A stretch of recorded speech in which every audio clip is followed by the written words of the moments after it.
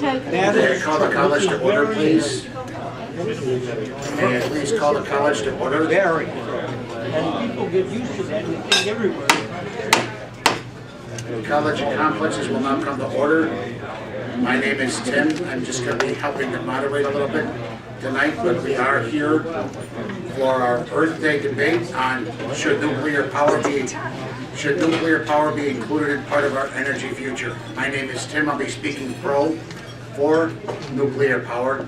Dennis Nelson, the Nuclear Energy Information Service, will be speaking against. The debate format will be 2 rounds of 10 minutes each and 1 round of final closing arguments, 5 minutes each. We will then go into our question and answer period and then go into our rebuttal period. But remembering everything else, we will also be at that time, we will be doing a brief announcements period before the assemblage gets together to go with our illustrious debate. My name is Tim. The college has 2 simple rules. One is 1 fool at a time, and the second one is no personal attacks. Let's get with the announcements. Let's get started with our debate. Me and Dennis are going to flip a coin. See who goes first. If Margaret would do the honors of flipping the coin and calling the things. Can you hand her the coin and verify that it's got heads and tails on it, Margaret? I can't tell which one is which. But okay, Dennis, do you want to call it? Go ahead and flip. Call. Heads. oh, sorry, what is it? I have it. It's tails. It's heads. All right, Dennis, do you elect to present first or second? I'm going first. All right. Let's welcome Dennis. All right, Dennis.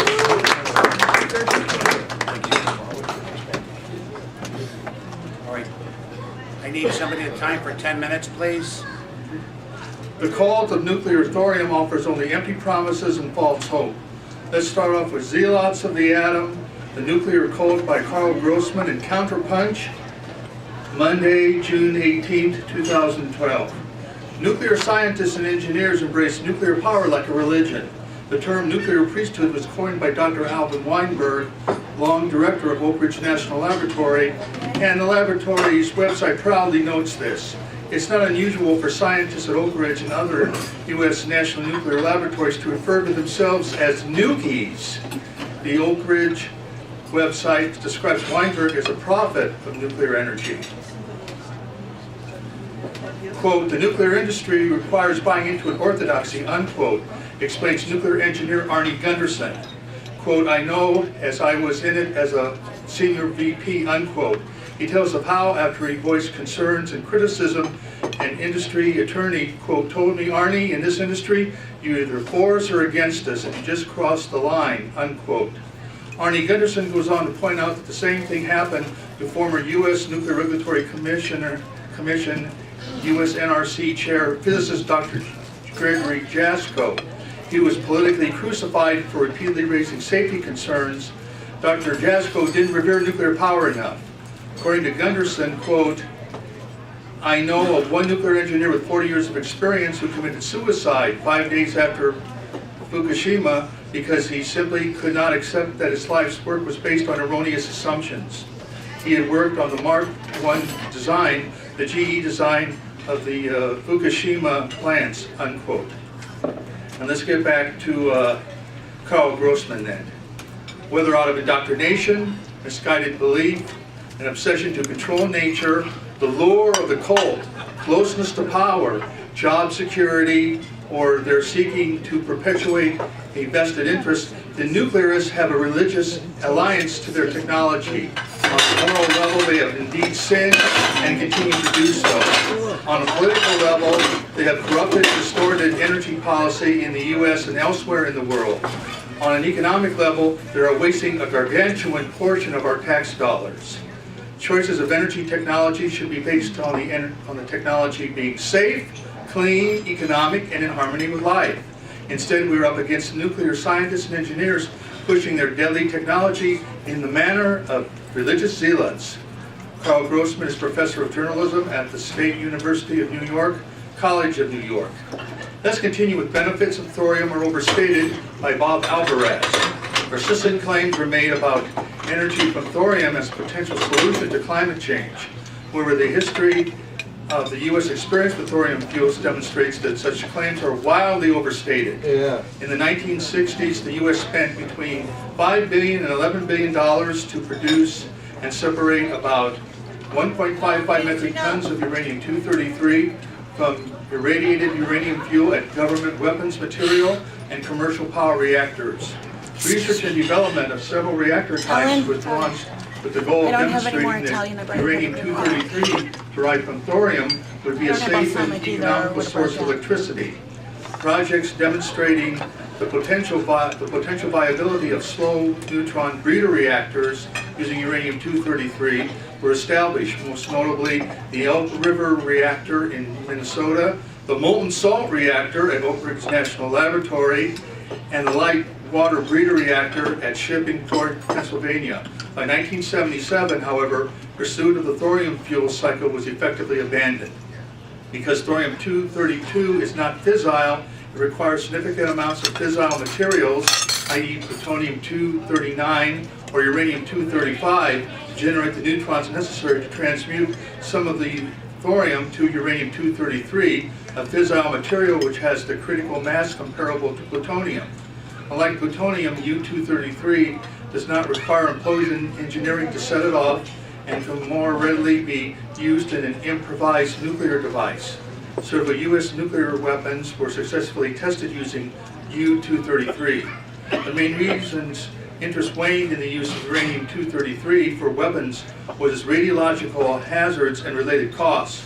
A particular concern is exposure to uranium-232, which is co-produced and is 60 million times more radioactive than uranium-238. The uranium-232 contaminant level, however, is not considered to be an inadequate barrier to prevent a terrorist from making an improvised nuclear device.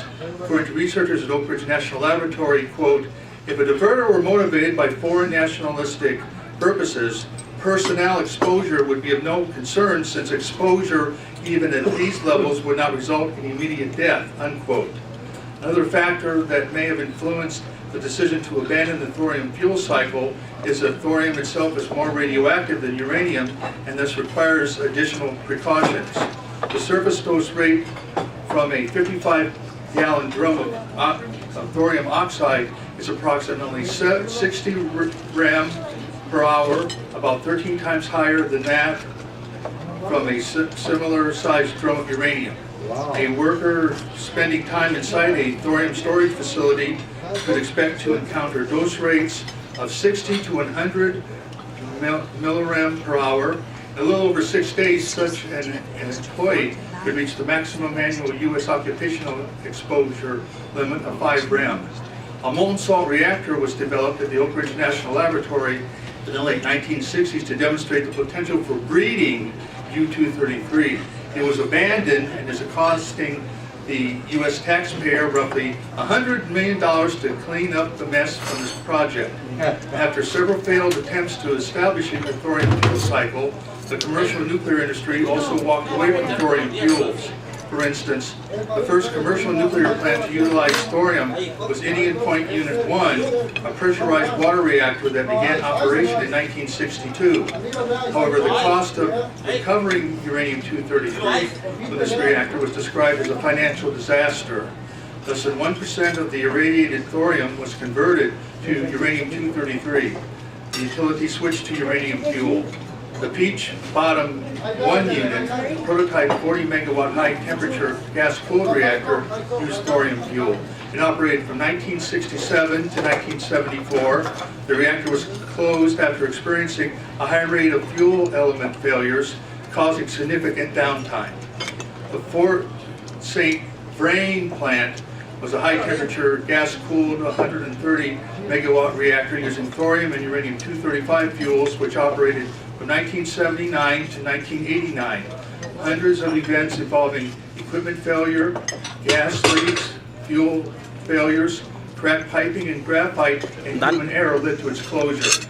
Despite the claim that the U.S. is pursuing development of thorium fuel, In 2005, the U.S. Congress ordered the Energy Department to dispose of its remaining U-233 as waste and ordered the Defense Department to dispose of its strategic stockpile of thorium.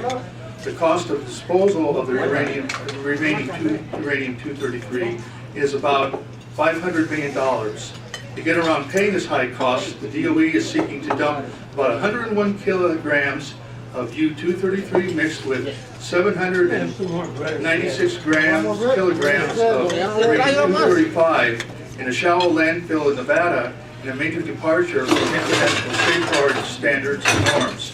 Robert Alvarez is a senior scholar at the Institute for Policy Studies. 2 minutes. Oh, 2 minutes?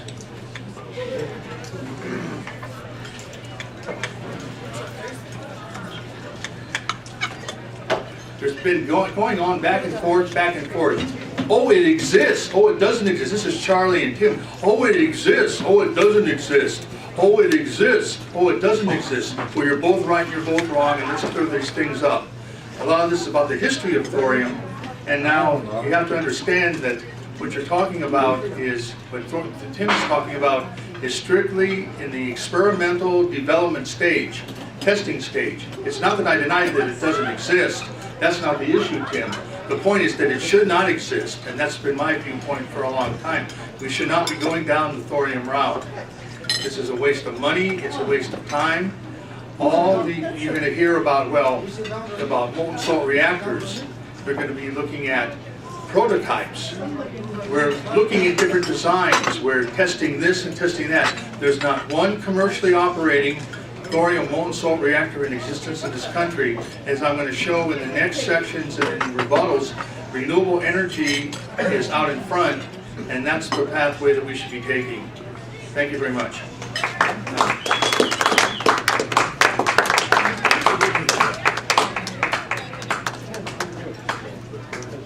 Dennis has given us a lot of important facts and figures about nuclear power, some of the reactors that he's talked about, and he's right about quite a few of those things. You see, when we look at our world today, we are getting climate change. You know, our seas are rising, our oceans are getting clogged with pollution, our fossil fuels are starting to take a toll on what our planet does, and whatever. As you can see with the picture up front, some of the South Seas islands may be looking quite like that over time. The point is that we live in an advanced industrial society. What you see there is the city of Chicago. And what advanced industrial societies require is power. We don't have an energy crisis, we have a power crisis. And most of our power comes from coal, comes from oil, very insignificant right now, 2 to 3%, come from renewables energy such as wind and solar, and the others are in there. The point of the matter is that you have wind and solar farms right now. It would take about half the state of northern Illinois covered in wind and solar to power downtown Chicago. Now, I don't know about you, but that's quite a bit, I don't know about you, but that's quite a bit of construction of wind and solar farms. Considering that the payback for a normal wind turbine is about 12 years before the energy into it gets about the energy out, and that the relative status of wind turbines is about 20 to 30 years, we're going to have to be replacing all this stuff. Just imagine all of the aluminum, all of the materials that are coming in, and that all has to be smelted, so we're not going to be really into it. And the solar panels too require a lot of hazardous chemicals. We're going to need a lot of this stuff, and how are we going to get the power for it? Certainly not for wind and solar. No, what is needed to power an advanced industrial society is something that's much smaller, much greater, and much cheaper and that leaves the non-polluting effects. The reason why, oh, come on. I just had this thing and okay, I have to, excuse me. No. Technology always works. But sometimes not when you want. Just a little thorium glitch. Well, you know, Charlie, it's called, this is your pointer, you know, so, Oh, he's blaming me for sorry. the technical breakdown. When's the Of course alarm it's gonna gonna happen. sound? My big point is that you're not going to power an advanced industrial society without some form of highly concentrated, centralized power. And even though Dennis does bring up a lot of points, we will need, oh, come on. We will need, Shouldn't we be we will getting out need of some here? kind of nuclear power. You see, from what I understand with the Thorium Energy Alliance and a lot of myself talking to physicists, a marble that size would contain all of your power needs for all of your lifetime, including jet aircraft travel, including your use of cars, airplanes, and everything. And it's in about a marble of that size of thorium. What we're talking about is not today's present liquid, light water reactor plants. These things came in because the Navy needed submarine reactors. The Navy was under the tutelage of Admiral Hyman Rickover, and Hyman Rickover and the Navy paid the first costs of those reactors. That's why we have your basic submarine reactor upscaled about 1,000 plus times to run a modern nuclear plant. The thing is, the reason we're heading down this road is because of the previous picture I've showed you. Nuclear energy is concentrated, and with the right type of design, it can be ran safely. And I do believe that with the thorium molten salt reactor, it can be done cheaply, have it produced in factories so that it can be made modular and portable, and, you know, be able to do it. And there's several companies doing it now. Nuclear energy has what I call a black swan problem. If you look at the deaths per person per kilowatt, or deaths per kilowatt per person, the nuclear industry is probably one of the safest in the world. It far exceeds the standards of wind and solar and of other industries. You may think I'm kidding, but when you check the statistics, you'll know exactly what I mean. I can pull them up from the web at a later point in our debate. The thing is, a lot of us put gas in our cars. We don't think of how much napalm is going to be made out of that gasoline when it goes into a car, but all of us can understand because the nuclear industry got started with the nuclear bomb and the dangers of radiation and the other hazards that radiation causes. It is very much something you don't know about radiation, though, is that it's naturally occurring. Our Earth right now is full of, in its core, is full of uranium and thorium, and those very background radiation that we have on the planet is what keeps our planet habitable. It's because of that radiation that we have the Van Allen radiation belts, the diversion of the solar wind, the North and South Pole, and one of the reasons our atmosphere sticks in here. So a little radiation has always been in the background.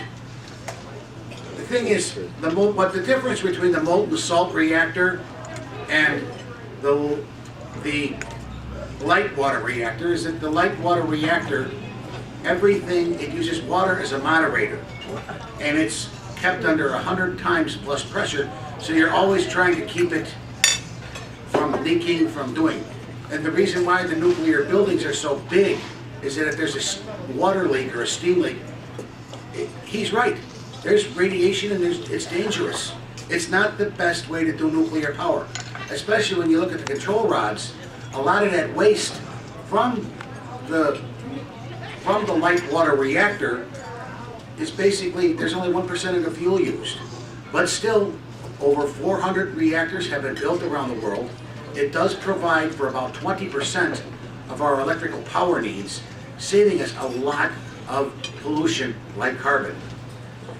Did you know that if you're going into a coal-fired power plant, that there's more radiated material coming out of that smokestack than there would be from a nuclear reactor? Because what they don't tell you is all the materials that are naturally occurring background radiation, all the pipes and everything else that come with it, and the waste products that come out of it are just as deadly as some of the other potential problems that a nuclear plant would encounter. You see, the molten salt reactor is a total different beast than a light water reactor. It runs, first off, it runs at a much higher temperature than a normal nuclear power plant would. Now what that can do is, with all that extra heat, you can run things like desalination plants. You can run steel mills. You can run a lot more heat for advanced industrial processes. You know, if you look here at the, if you look at numbers 10 and 11 on that part, the molten salt reactor, which would be number 1 there in that diagram, would basically be the reactor. Remember, it runs at atmospheric pressure, so you don't need all this extra pressure shielding.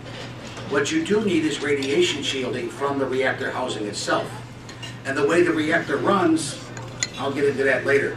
But at the bottom of that reactor is what they call a freeze plug of salt. And that freeze plug basically gets you into the things get safe. Dr. Alvin Weinberg, that Dennis mentioned, not only said some of the things he said, but he was one of the inventors of the light water reactor, and he did direct Oak Ridge for quite a while. Like, he did come up with a viable alternative, which was that molten salt reactor that Dennis talked about. It ran for over 4,000 hours. And those other 2 reactors that Dennis talked about also comprised the vast majority of the nuclear power budget. Less than 1% was directed to the molten salt reactor project.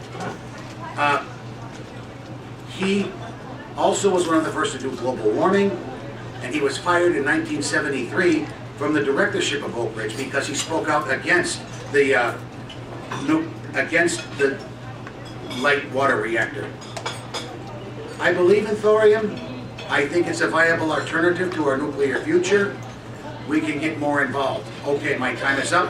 Dennis, if you're ready.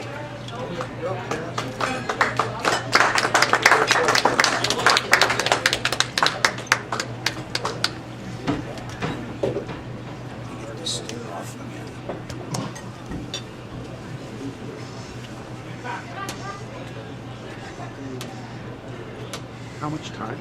10 more minutes? Dennis, if you're ready. He's coming up. And up, boy, Dennis. Seated.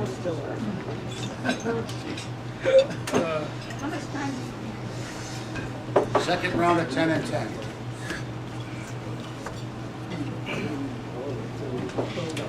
Solid support for the feasibility of 100% renewable electricity systems comes from the land down under.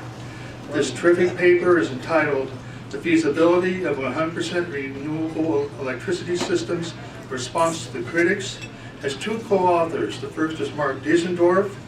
He's with Cooperative Research Center for Low Carbon Living, the Tyree Energy Technologies Building, University of New South Wales in Sydney, Australia.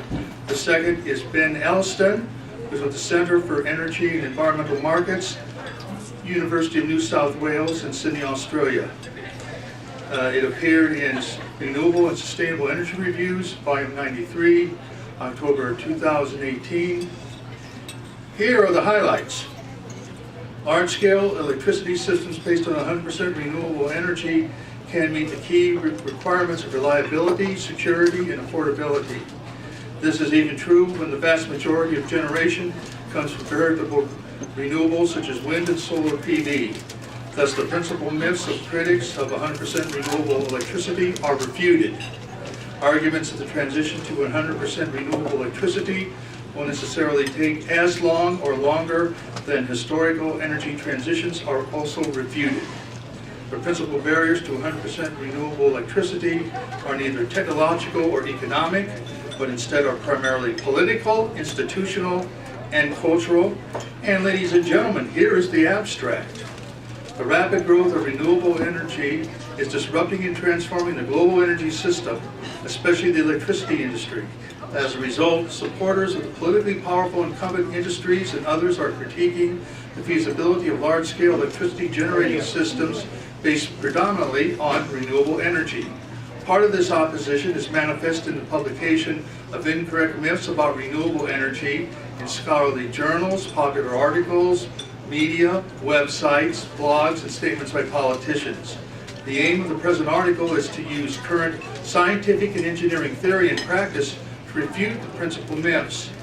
It does so by showing that large-scale electricity systems that are 100% renewable, including those whose renewable sources are predominantly variable, e.g. wind and solar PV, can be readily designed to meet the key requirements of reliability, security, and affordability. It also argues that transition to 100% renewable electricity could occur much more rapidly than suggested by historical energy transitions.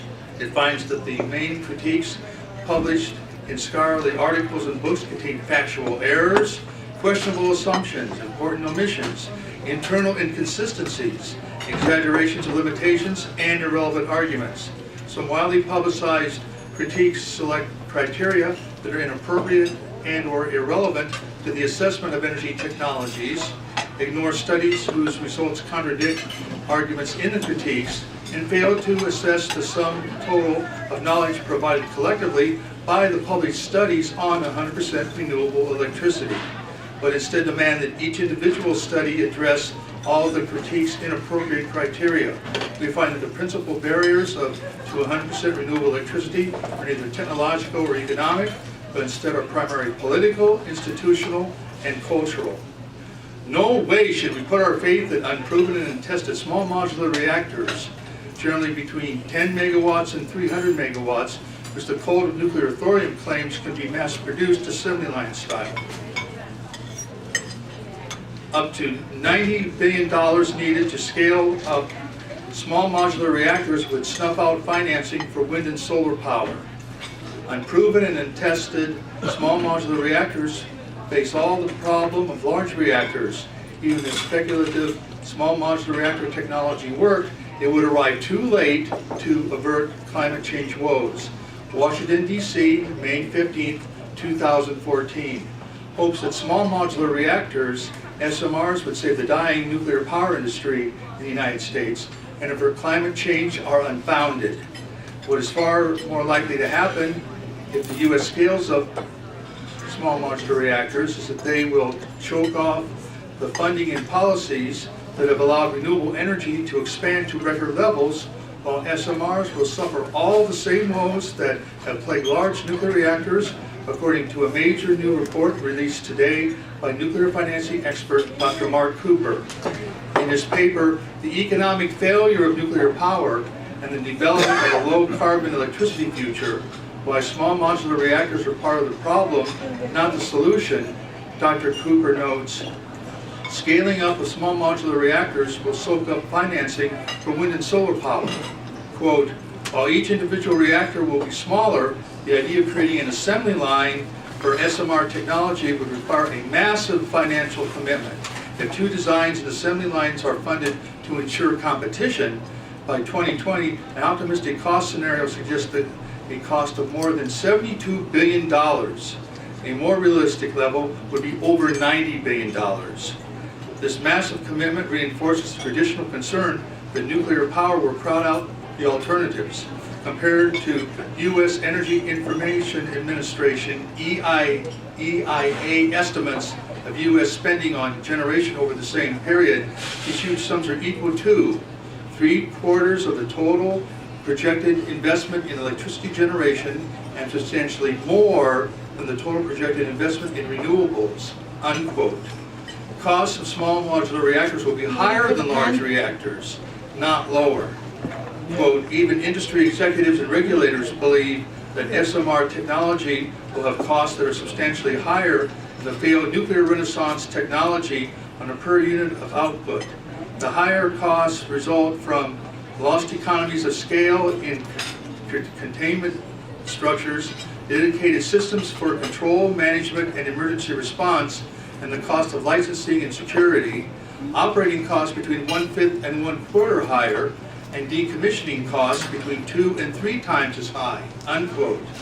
Focusing on small modular reactors will heighten the growing war between nuclear power and renewables.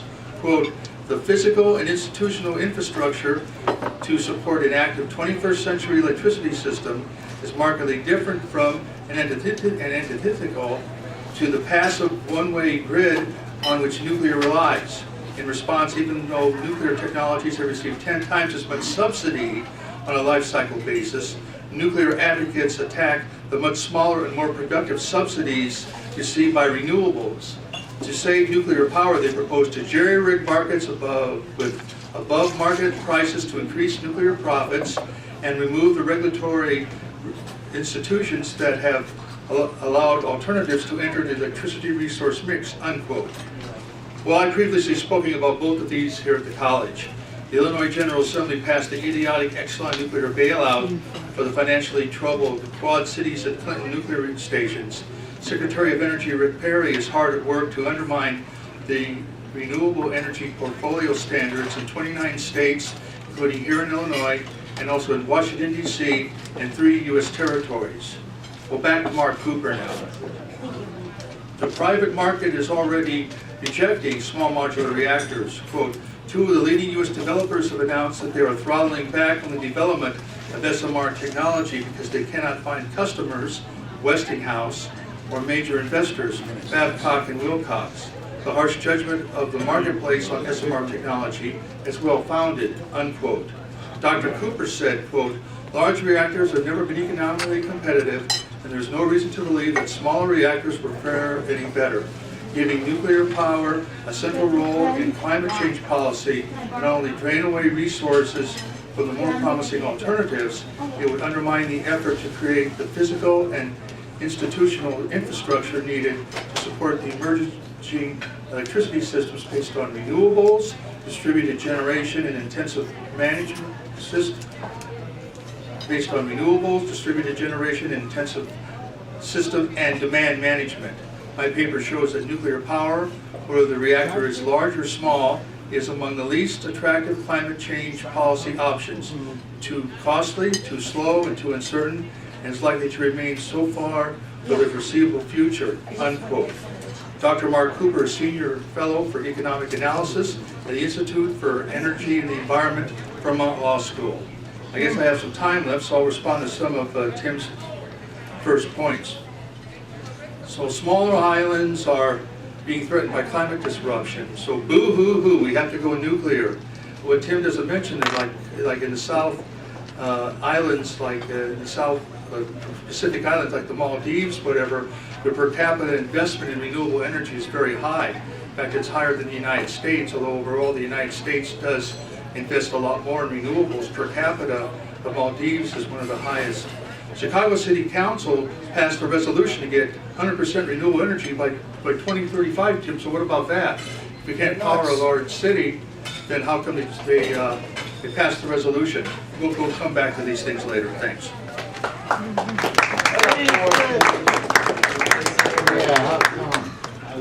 Yeah, we want to hear it. And I also have heard of the same paper that Dennis is talking about, and it was clearly refuted by a seminar I heard at the Thorium Energy Alliance Conference. If you don't mind, I'd like to pull that up real quick. The technology. No. While I'm pulling that up, Dennis is right about one thing. A lot of these South Seas islands are heavily investing in renewables because their islands are small, and in those places there's a lot of sunlight and a lot of wind that can do it. But you don't see things like steel plants or aluminum smelters or other high energy intensive industry down there. They have a lot of power per square meter, it's a lot more readily available in the tropics and the subtropics. And Dennis even says such countries in the Central Americas are close to getting 100% renewable. Well, duh, about most of their renewable power is about 80 to 90% hydroelectric, because they have a lot of rainfall, they use dams to produce power. Yay, good, that's what we need. You see, nuclear is not going to be the only energy source of the future. It's going to be a combination of everything, because we're going to need that much power. The point that I'm trying to make is, if we want people to better themselves, nothing can happen better than to get a source of electric power in the third world countries that's cheap, reliable, and readily available. Because once you get electric power, that helps a lot by taking such routine duties as women doing laundry for 3 days on rocks and in a stream into something called a washing machine. You can stay up at night by having electric light. We all know the benefits that electricity provides. And providing it to the third world is what countries are going to want to do to advance themselves. And they're going to do it, if not with some kind of renewable. Right now, the cheapest way to do it is still coal. And they are burning a lot of coal. And China right now is opening about a coal plant every 2 weeks to meet their power needs. They are also have a dedicated staff of 600 plus scientists trying to commercialize the molten salt reactor. Similarly, there are 3 firms on Wall Street at this point. One's called Flybe Energy, based in the United States. Another one's called Thorcon in Canada. And there's a couple coming out of India that are working to commercialize these reactors. And the thing is, we build much more complicated things than a thorium molten salt reactor. It's called jet aircraft. And right now, with the jet aircraft, they're being mass produced, and they're being done so commercially by Boeing and Airbus. What I'm advocating is not the same traditional nuclear power route. If we want to know where the science of renewables is in a country, take a good look at Germany, where they have the highest electric rates in Europe since they decommissioned their nuclear plants. They are burning more coal than they've ever burned, of the high sulfur variety, and they're getting a lot of their power from France, which is about 80 to 90% nuclear already. So, about renewables being cheaper and having 100%, they're just not going to cut it without some form of storage media, like a battery or some other type of power that will store our electricity. Remember, electricity has to be made on demand. The way we do it now is through nuclear power, through large centralized stations. We also have backup power for like coal through, natural gas turbines. And anytime you see a whole vast array of renewables, there is always some kind of natural gas plant to back that up with something. So when the wind don't blow and the sun don't shine, you're going to be running natural gas or some kind of fossil fuel in a variable method to compensate for the variableness of the renewables. And we all know that it's probably cheaper to run that plant in a more steady state than it would be in a highly variable situation. Now, I'm also going to agree that the renewables are getting cheaper, but when you start getting above 15%, you have something called grid resonance. You have something called, I'm trying to think here. But anyway, to make a 100% renewable economy, it's just too expensive. I'm trying to see now if I can pull up that study, but I'll probably pull it up in the end part. But basically what, no, wait a minute, I think you can get it here. How much time I got left? Almost 5 minutes. Almost 5 minutes, okay. What I'm gonna do is pull up that study. It's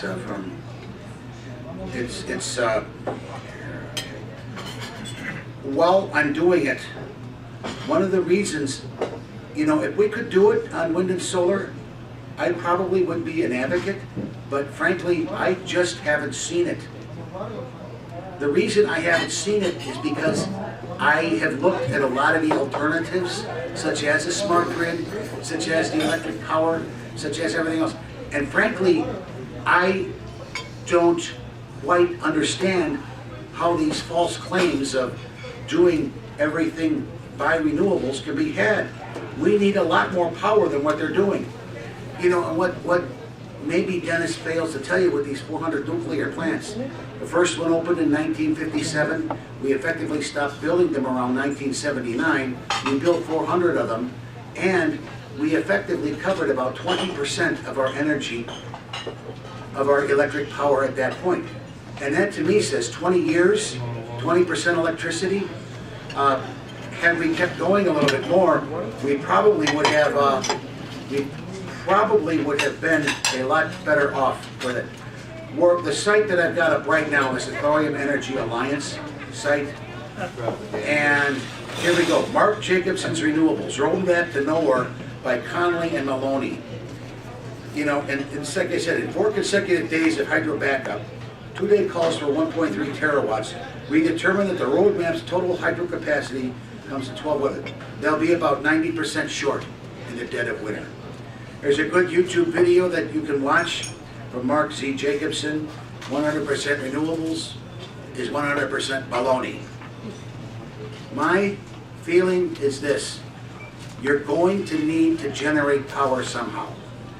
Small modular reactors, instead of being these big waste machines that use 100 plus, you know, thick walls, 100 plus pounds over atmospheric pressure and a chance to melt down, can be done in a molten salt reactor that runs on liquid. It's a liquid that, it's a melted salt that runs through it, which is much safer than it would be with 100%. I'm losing my train of thought here. I'm gonna turn this off. How much more time? Okay, 2 minutes. Dennis, you've given us a lot of food for thought. You've given us a lot of reasons why we don't need nuclear energy. I think the main reason we need nuclear power is because of the concentration of that power. If we don't do it in the United States, somebody else is gonna do it. You want me The to give it genie's to out of him? the bottle, and it's only a matter of time before we have this technology readily available. If not us, it's going to be the Chinese. If not us, it may be the Malaysians. Places where they can actively do research. Places where they can actively get this technology going. According to, oh man. According to Richard, why am I choking here so much? The book is called Superfuel. The author's name is Richard Martin. And he says this thorium revolution is going to happen, whether it be now or 30 years from now. It's just a matter of time before we perfect nuclear technology to make carbon, to make the atom our servant rather than our enemy. To completely disregard a technology that holds such promise would be tantamount, I think, to treason. And if you're an environmentalist and aren't looking at nuclear, I think you're also severely shorting yourselves. I honestly think that with the proper safeguards, with the proper, regulation in place, we can have our energy future. As Richard Martin says, it's inevitable. And here's the last reason why I want to say we need nuclear. When we made carbon our servant, we not only treated ourselves better because we had a lot of the work done now by carbon. Just imagine what would happen if we could truly make the atom our servant. What a world that might be. We might even be treating each other a lot better. Let's, Dennis, closing remarks, 5 minutes, please. I've got the internet up here for you if you need it. Genetically modified. All right, when you're ready. We had 2 rounds of 20 minutes, 2 rounds of 10 minutes each, and then 1 round of 5 minutes each. You got 5 and 5 now, right? 5 and 5 now, yes, you're up now for 5 minutes. But it's not closing remarks yet. No, we're not concluding remarks. 5 minutes to close out the debate on your and my side, then we go to questions. The closing remarks are way at the end. Way Right. at the end. So we've done 2 rounds of 10 minutes each. You can throw the belt, Tim. Or what you want more? Do you want another round of 10 minutes each? Do we have time? We've had 2 rounds of 10 minutes each. 2 rounds of 10 minutes. 1 round of 5 minutes. No, we haven't. We had 2 rounds of 10 minutes. Yeah, and now we're going into the 1 round of 5 minutes. We're doing it 5 minutes. Yeah. And then we're going to closing remarks. Yeah, we'll do closing remarks then, if you want to. But closing remarks, I thought we're at the end of the night. Okay, whatever you want, we can do it in these rounds. So we go 5 and 5, and then if you want to do a, I'm just going by what Tim suggested as a yes, I know. improvised format. Okay, so 5 and 5. He's making it up as he goes. No, When does living in a net zero energy home mean living in a cave? Never, not on your life. Pro-environmental and nuclear-free progress offers both promises and hope to enhance our energy security and economic well-being. Through the 1970s, Friends of the Earth, FO, released its blueprint for ecological sustainability entitled Progress is if Survival Mattered. FO responded to one of the oldest pro-nuclear propaganda tactics in the book with this clever twist. Going nuclear will mean going back to living in caves with candles. When I was an activist in Nebraska and Iowa, I went to hear physicist Amy B. Lovins with Friends of the Earth testify before the Energy and Environment Committee of the Nebraska State Legislature in Lincoln, Nebraska. Lovins said that Nebraska had enough agricultural residues to run its own efficient transportation sector. Lovins also pointed out that the full practical use of energy efficiency improvements and appropriate renewable energy technologies, Nebraska could shut down its 2 nuclear stations, Fort Calhoun and Cooper. A Republican on the committee actually asked Amory Lovins if shutting them down would mean that we would have to go back to living in caves. I sat there thinking, you've got to be kidding, did you really say that? Well, let's fast forward to several years ago. I attended a meeting hosted by the so-called Environmental Progress Illinois, which is actually a pro-nuclear front group to support the idiotic Exelon nuclear bailout. This meeting was at Northwestern University's Morrell School of Journalism here in Chicago. Being one of the last to leave, I overheard a member of the Thorium Energy Alliance, the TEA, ask the TEA executive director, who I previously debated here, so they want us to live in caves? The more things change, ladies and gentlemen, the more they stay the same. This evening's debate is more than just thorium molten salt reactors versus net zero energy housing. Thank you, dear. This debate is between contrasting and conflicting perspectives about what our energy policy should be. So what is a net zero energy building anyway? A building which is so energy efficient that renewable energy technologies provide all the requirements for the occupants, even more energy than that. These net zero energy buildings are a growth trend. Number 1, there's the Yarnell Net Zero Energy Residence in Chicago's Ravenswood neighborhood. Number 2, the Retreat and Ecology campus of Loyola University, located in McHenry County, is poised to be a net zero energy campus.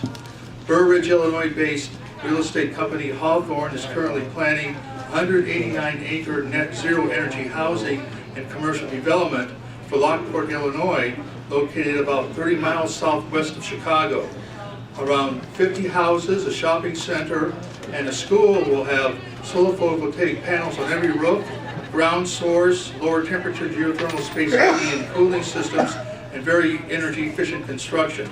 2 minutes. Tim and I belong to a smaller online discussion group. No way do I buy Tim's claim in one of his emails that we will fry from climate disruption because nuclear was removed from the Green New Deal. This is because of work of people like myself, by the way. My nuclear-free vision is to be comfortable and living the good life in a net zero energy apartment complex. A major corruption and distortion of our energy priorities is the directed effort by Bill Gates to back developing a traveling wave reactor. This is a fast breeder reactor that would be able to run on thorium, uranium, and plutonium. A prototype is supposed to be ready by 2020, but still no commercial reactor ready to generate a single kilowatt hour of electricity. If Bill Gates would instead wisely invest in proven net zero energy buildings, these would keep a lot more climate disrupting carbon pollution out of our atmosphere much faster and at least cost. 1 minute. According to the Institute for Energy and Environmental Research, the traveling wave reactor is likely to be a commercial failure. Any power from a traveling wave reactor will be unaffordable and uncompetitive, and Gates is also wasting his money with TerraPower on the thorium molten salt reactor as well. 30 seconds. Well, France is dedicated to reducing its nuclear capacity from 78 to 80% to 50% by the year 2025, using more renewable energy.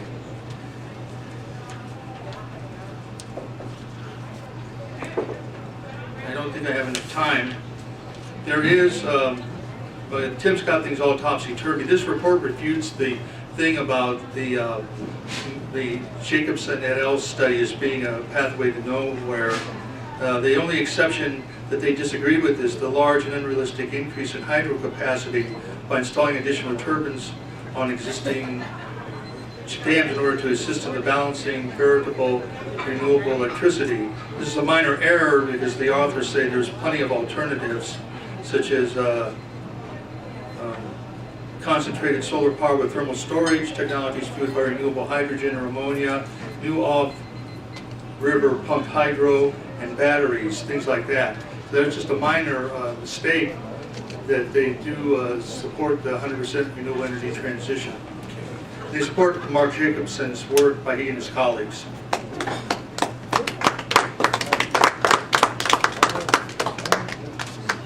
I'm going to close out my last 5 minutes with a rather remarkable video done by Gordon McDowell, and it's called Lifter LFTR in 5 minutes. And see if we have everything here. And if we do, we're going to be using, there we go. Give me a minute here to get our mic in place. Mercury. Because this will summarize a lot better than I can what promises, what thorium energy can do. And let's get started with the video. If it plays, yeah, come on. We got the, okay. Here we go, okay, it's gonna come up here in a minute. Really? Charlie, we're on a Wi-Fi connected network. This is a very effective, powerful video, but what Kirk Sorensen and a lot of other people are gonna show you is that it can be workable once we get past this ad. Yeah, I want to learn. I want to learn. Okay, now hang on here, we gotta get the sound back up. Come to the college.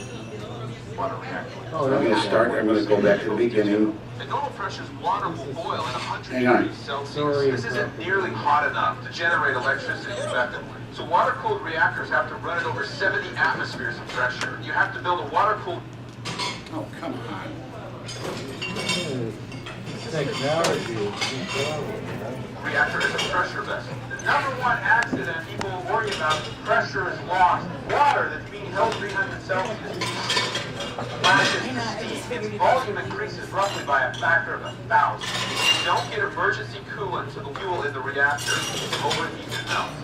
This is what drives the design of this building. So if this happens, all the steam is captured in this building. Now the reactors we have today use uranium oxide as the fuel. It's a ceramic material, chemically stable, but not very good at transferring heat. If you lose pressure, you lose your water, and soon your fuel will melt down and release the radioactive fission products within it. So they have a series of emergency systems designed to always keep the core covered with water. We saw the failure of this at Fukushima Daiichi. You know, they had multiple backup diesel generators, and each one probably had a very high probability of turning on. The tsunami came and knocked them all out. And people sometimes say, is nuclear energy safe? The first thing I say is, well, which one? Thousands of different ways to do nuclear energy. There's a car saying, well, which one? I had the good fortune to learn about a different form of nuclear power, the liquid fluoride thorium reactor. We can fully burn up the thorium in this reactor versus only burning up part of the uranium in a typical light water reactor. It's not based on water cooling, and it doesn't use solid fuel. It's based on fluoride salts as a nuclear fuel. You have to heat them up to about 400 degrees Celsius to get them to melt. But that's actually perfect for trying to generate power in a nuclear reactor. Here's the real magic. They don't have to operate at high pressure. They don't have to use water for coolant, and there's nothing in the reactor that's going to make a big change in density. Unlike the solid fuels that can melt down if you stop cooling them, these liquid fluoride fuels are already melted. In normal operation, you have a little piece of frozen salt that you've kept frozen by blowing cool gas over the outside of the pipe. If there's an emergency and you lose all the power to your nuclear power plant, the little blower stops blowing, the frozen plug of salt melts, and the liquid fluoride fuel inside the reactor drains out of the vessel through the line into another tank called a drain tank. In water-cooled reactors, you generally have to provide power to the plant to keep the water circulating and to prevent a meltdown. But if you lose power to the lifter, it shuts itself down all by itself without human intervention. A staggeringly impressive level of safety, even if there's physical damage to the reactor. Thorium is a naturally occurring nuclear fuel that is 4 times more common in the Earth's crust than uranium. It's so energy dense that you can hold a lifetime supply of thorium energy in the palm of your hand. We can use thorium about 200 times more efficiently than we're using uranium now. Because the lifter is capable of almost completely releasing the energy in thorium, this reduces the waste generated over uranium by factors of hundreds and by factors of millions over fossil fuels. We're still going to need liquid fuels for vehicles and machinery, but we can generate these liquid fuels from the carbon dioxide in the atmosphere and from water, much like nature does. We can generate hydrogen by splitting water and combining it with carbon harvested from CO2 in the atmosphere, making fuels like methanol, ammonia, and dimethyl ether, which can be a direct replacement for diesel. Imagine carbon-neutral gasoline and diesel, sustainable and self-produced. You can see that uranium-235 is like on par with silver and platinum. Can you imagine burning platinum for energy? That's what we're doing with our nuclear energy sources today. We're burning this extremely rare stuff, and we're not burning thorium. You know, some people are kind of environmentalists, and they say, listen, nuclear power is not sustainable. We're going to run out of uranium. Okay, I will yield that point to you if we're talking about today's nuclear technology. In 2007, we used 5 billion tons of coal, 31 billion barrels of oil, and 5 trillion cubic meters of natural gas, along with 65,000 tons of uranium to produce the world's energy. So I have a friend who's trying to start a rare earth mine in Missouri. Jim, how much thorium do you think you'll be pulling up a year? He goes, I think about 5,000 tons. 5,000 tons of thorium would supply the planet with all of its energy for a year. And he goes, there's like a zillion other places on Earth that are just like my mind. It's not wrong, but it's not unique. It's not like this is the one place on Earth where this is found. Every time mankind has been able to access a new source of energy, it has led to profound societal implications. Human beings have had slaves for thousands and thousands of years. And when we learned how to make carbon our slave instead of other human beings, we started to learn how to be able to be civilized people. Thorium has 1,000,000 times the energy density of a carbon-hydrogen bond. What could that mean for human civilization? Because we're not going to run out of this stuff. So We'll never cute. run out of it. It is simply too common. Again, I think he did a far better job of summing up my arguments than I could have, because I was kind of choking a lot with Dennis. I'm glad Frank agrees with me, because for once I do agree with him. I kind of choked a little bit in my second rebuttal. All right, Dennis, do you want to say anything else before we go to questions? Let's go to questions. Let's just go to the questions. You guys will both have a rebuttal period. Unless you want to do another round of closing remarks. We have a lot of people for rebuttals. Let's go through questions. We'll go to questions then. Dennis, you want to come on up and, you want to do, we had 2 rounds of 20 minutes each, 1 round of 5 minutes each. You want to do another round of Either you have no questions and answers or not much rebuttal. okay, let's, you ready to come up? Let's get the questions. Come on now, you're making this up again. That's not the one you published. The format was 2 rounds of 10 minutes each, 1 round of 5, and then we go to questions. Closing remarks. Closing remarks at the end, the very, very, very end. We close out, if you want to do 2 minutes of closing remarks, we can do that. Let's come on up and make them. I'm done with mine, so I'll give you a chance to close out. He gave 5 minutes before you. What? He did 5 minutes, you did 5 I did minutes. 5 minutes, yes, I know. So let's do questions. All right, let's go to questions then. Dennis, go That's up what and you you'll do. advertised, Tim. I know, that's- Follow it. Is it so hard to follow it? One fool at a Follow time. the- We had 2 rounds of 10 minutes each, one round of 5 minutes, and then we go to questions. Okay? That's what's on the You email. have the five. Well, why can't you Yes, I know, so follow we go to that? questions. Why don't we just go to questions? Want to go to questions, everybody? Yes. Yes. All right. Swear to God. Dennis, if you're ready, I'm set. Okay. Who's got the first question? Right over here. It's for Dennis, and I All wonder, right, Dennis, come on up. For Dennis. I wonder why he said that decommissioning molten salt reactors, or SMRs, is more expensive than decommissioning big old tank, big old dinosaur power plants. Cost of decommissioning. Yeah, that's one of the so-called hidden costs of nuclear power that's going to be borne down the years. According to Mark Cooper's analysis, that the decommissioning costs will be higher. And you can look online and the report for more details about that. But you said that SMRs cost more to decommission than regular nuclear. Yes, that's what he's concluded, yes. Why? You have to listen to the whole goddamn thing, so. Damn it. If you don't know, that's fine. So for one thing, thorium is a lot more reactive. Well, I think that as Margaret's saying, thorium, first off, you can't just operate a reactor with thorium. You need a jump starter. All this stuff about this being condensed is, I think, a kind of a bogus argument. You do need uranium or plutonium. That because of the intense radioactivity will be more in a small modular reactor than what we have right now, which is bad enough.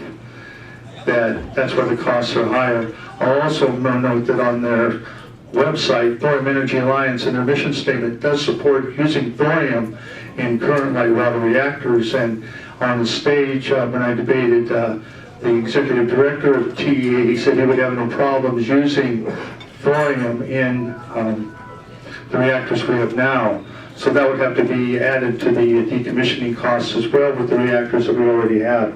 I think what Mark Cooper's talking about is the intense radioactivity that in the small modular reactors. It's working. I'm going to let Dennis's answer stand because there is a cost associated with decommissioning reactors. I haven't done enough thorough research to really comment on that at this time. So I'm going to defer an answer to and get on to our next question, please. Another question? Yes. Well, Hillary. Hand of the mic. I can talk. Well, Hillary sold 20% of U.S. uranium to Russia. Don't we need that uranium? We're short of uranium. Yeah. That's a crime, too, I think. Treason, in fact. It's not her only crime. She has a lot of crimes. I'll comment on one thing about the biggest source of uranium for the last maybe 15 years or so has been something called the megatons to megawatts program, which has done a lot more to decommission nuclear missiles than any weapons agreement ever done. What they do is they downblend the warheads into you, and they take that, once it's downblended, they then use that in nuclear reactors and nuclear reactor facilities. If you've nobody's ever heard of the megatons to megawatts, that's probably done more to get rid of the Russian arsenal and a good part of ours. And to, just imagine we're taking that bomb material and now using it for a good source, good purpose. And the thing is with Hillary and the crime of selling uranium, Russia will probably pay the good price for it, but we will need it if we don't change to something like I'm advocating, which is the use of thorium and the molten salt reactor. As I said, that stuff is about as plentiful as platinum. And as Kirk Sorensen in the video said, uranium-235 is like burning platinum. Another question? Wind and solar are also abundant. And don't get into this, they're veritable, the sun doesn't shine, the wind doesn't blow all the time, because the Mark Jacobson et al. Study talks about the vast potential of what even untapped that solar and wind provide. So if you're talking about super fuels, these can work by themselves in any solar or wind power system. That wind and solar are abundant in your true super fuels.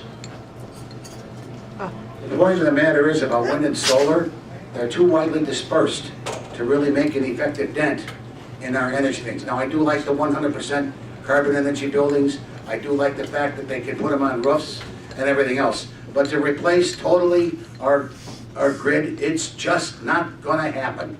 If I can get a chart up here on the amount that wind and solar have done, it's okay, but anyway, here we go. Tim, Dennis, can you keep your remarks shorter because I'm sorry. people got questions. Yeah, right.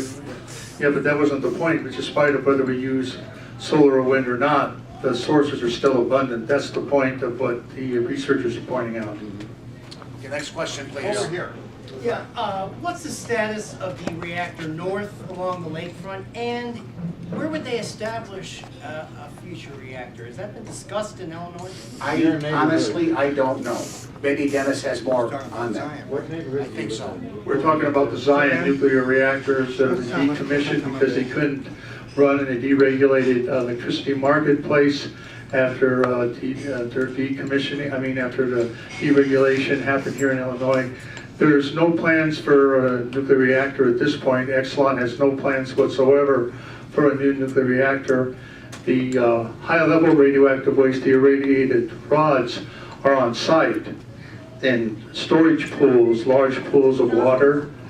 And the Trump-Pence administration wants centralized interim storage to be trucking this stuff around the country on barges, railways, things like that.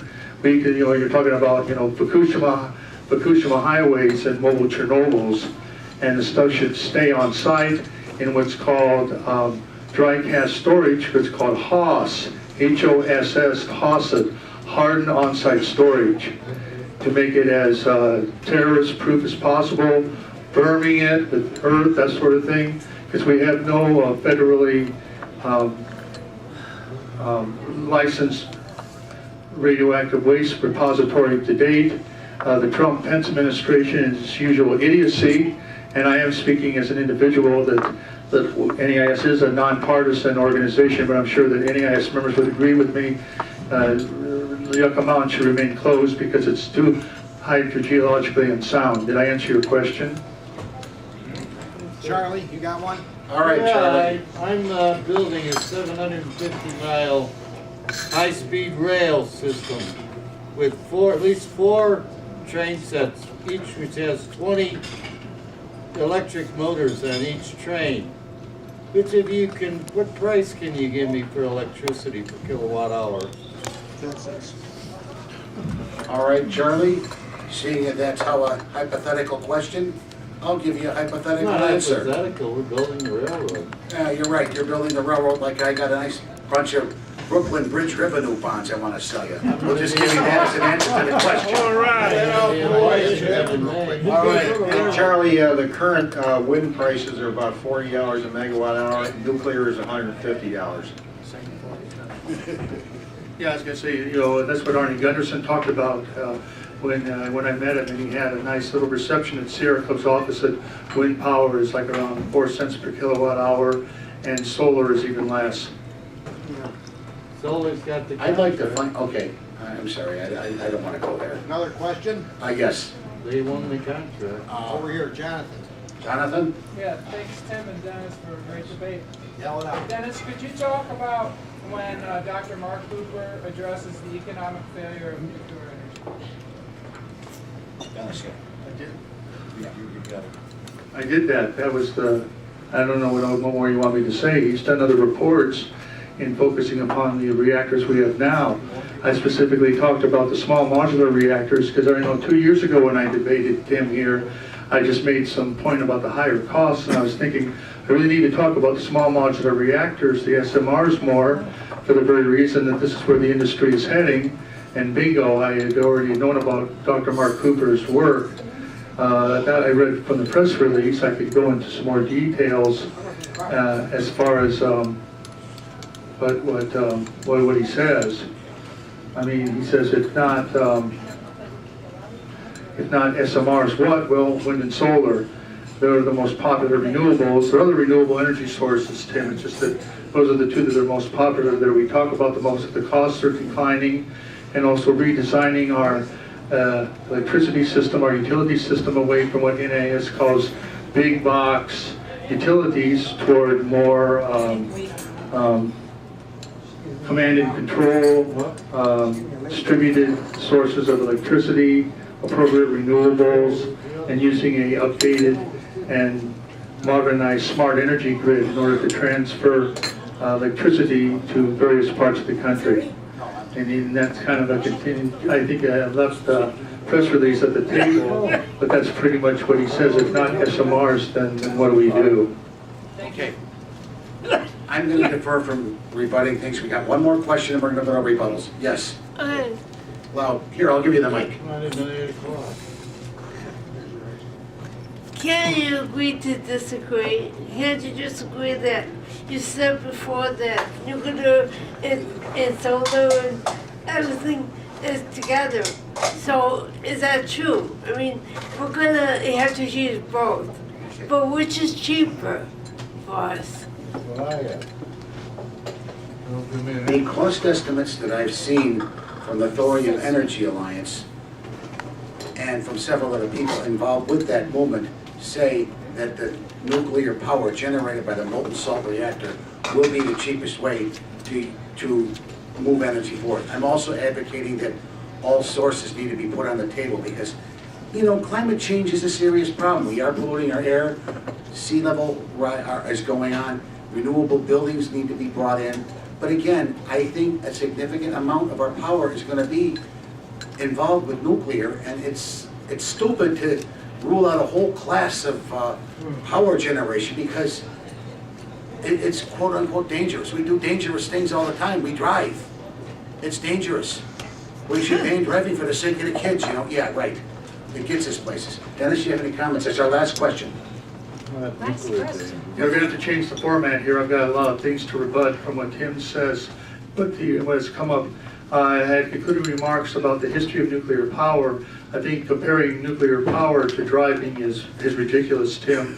I've been looking at this issue for over like 49 years now, and all I've seen is just a failed technology that's been promoted by overzealous proponents, and it's like a cult. It's the overestimates of what nuclear can do, underestimation of costs, suppression of information regarding safety problems. There's a promotional zeal when the United States Atomic Energy Commission was formed by the Atomic Energy Act. The promotional zeal took center stage, and any issues regarding safety were swept under the rug. We're dedicated to ending the nuclear age here at NEIS.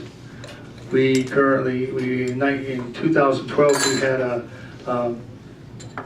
national no nukes conference here in Chicago, ending the nuclear age. 70 years of pile is a mountain of radioactive waste 70 years high. That was the 70th anniversary of the sustained chain reaction at the University of Chicago. Nuclear was given its shot, it's a failure, and we need to move forward into a non-nuclear future. Cleaner, safer, more economical, enhancing energy security and economic well-being, and really promoting climate protection. And I think now we are going to cease with the questions so that you guys can do your rebuttals that you know you're chomping at the bit. Andy will now take over. And if you need internet access for your rebuttal, let me know. We don't have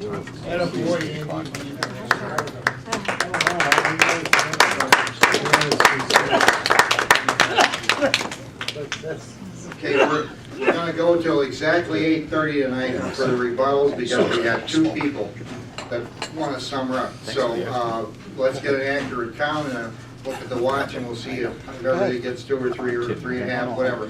Get your hands up because we're gonna cut it off with that count at 8:30. Let me get a count. 1, 2 people on this side. What about you, Charlie? He doesn't like to give You don't want to give a comments. rebuttal? Okay. 1, 2, 3, 4, 5, 3, 4, 5, 6, 7, 8, 9, Jonathan's 10, I'm 11. Okay, it looks like 3 minutes apiece, or 33 minutes or so. So, okay, well, I'll run the clock, everybody gets 3 minutes, and you're gonna start. One last thing. One last thing, when you're up here, don't shout into the mic, please. Just talk, like you can hear me now. It's not too loud back there. Maybe we should put the Speaking- mic in the phone. Andy, It's okay. It's gonna No, drop. it's better this You way. It's dropped better it. this way. come on, It's it's $750 Speaking- microphone. She's got a good Yeah, do you mind if we just go ahead? Go. Um, Well, buy us a new one when it breaks. what are we debating here? With the microphone Charlie's gonna have to and the until way we it's put this supposed in to here. So be. you can pull this down in front of your face after we get it in here. And she'll pull it out of the thing and it'll fall on the floor. No, I won't. Yeah, you might. See if you can work with that. I can. There was something said about false claims. And the nuclear project from the get-go has been filled with secrecy, lies, and false claims. One of the greatest false claims was our friend the atom, which was originally advanced to disguise the fact that peaceful uses of nuclear power were ploy so that nuclear reactors could be used to produce plutonium, which was needed for the armaments in our nuclear project. And speaking of cost, last Saturday at Loyola University there was a big old conference. Stephen Schwartz, who wrote the book Atomic Audit, and the book is probably almost 10 years old now, and so he's updated his speeches, said that from the beginning of the nuclear project back in 1939, we have spent $10.7 trillion on the nuclear project. And any time anyone tells you that this is cheap, it has got to be either lying or just completely ignorant. Also in Japan, Shinzo Abe, who's the PM of Japan, is trying to convince people that Fukushima is over. But the accident that happened in 2011, on March 11th, has never stopped happening. And the accident that happened at Chernobyl has never stopped happening. And 3 Mile Island is still causing trouble. Chelyabinsk is one of the most radioactive places in the world. And just this week, I was at the University of Chicago with my friend here, and we talked to the Uyghurs, and the young man whose father he has not heard from his father or any of his family, because they've been imprisoned in Xinjiang, or what they call East Turkmenistan. He said that when the Chinese tested their nuclear weapons, they did it in Uyghur territory, and they didn't care. You know, they weren't like us in the middle of the desert where there were only a few Native Americans. These were populated places, and 750,000 people were killed by the experiments that were done by the Chinese to develop their weapons. These are costs that are not included in that 10.7 billion. The nuclear project needs to be abandoned, and Dick Durbin needs to be told to stop throwing money at research for the nuclear project. It's over. All right. You have my notes under that thing. Stop throwing away money. Who's next? Go ahead. All right. I'll go after you. You want your cane? Part of the relative cost per kilowatt hour that Charlie asked about is based on the efficiency of solar cells, the conversion from solar energy into electricity. But that's based on an efficiency rating that ran between 13 and 18%. They now have what I call quantum coatings for the solar cells, which raise the efficiency of the cell to over 35%. So the cost of, per kilowatt hour for renewable energy based on solar cells is much, much less than the $40 that was talked about. The solar wins the battle. First of all, only about 10% of the population is the ones that use most of the energy in the world, and mostly millionaires and billionaires. Another thing, we use a lot of energy in our military. Our military is always in the air, or ships on the sea, and it's all around the world. We have 800 bases around the world, which uses a tremendous amount of energy. If we go into Latin America, we find we have watermelon in the winter time, we have grapes in the winter time, we have fresh fruit like peaches and nectarines and things of that nature that comes from Latin America. So we're using tremendous amount of energy in that field. Also, we could take our buildings and weatherproof the buildings, different ways of weatherproofing it, and save tremendous amounts of energy in that sphere. Also, we have private homes. We could weatherproof our private homes. So if we don't have energy, unless to build solar panels, we could get all that from the things I'm talking about here. It's a very simple thing, but we live in a capitalist society, and these people know no end in sight using energy or trying to make money. And they don't care a damn unless, of course, they stop making their obscene profits and wish to save the planet. So in order to save the planet, we'll have to do away with capitalism. There's no two ways about it. Another thing, if you go to China, they have trees that they're growing along the highways, superhighways, and where the bullet trains run. And they're saving a tremendous amount of energy doing that. There's two countries, one is Germany, the other is China, where they're using more solar panels. But I understand in Germany, they went back to coal. But in China, they're trying to develop a type of society not based on fossil fuels, but based on clean energy. And they're the only ones that are going forward in that direction. But we have our type of system of capitalism that only thinks about profit. They don't care a damn about human beings. They don't make their profit, they don't like it. That's all they think about. So there's a saying, whom the gods want to destroy, they first make mad. Capitalism is a mad idea.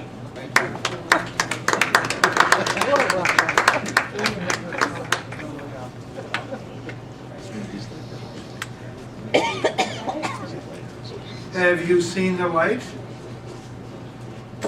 It's spring.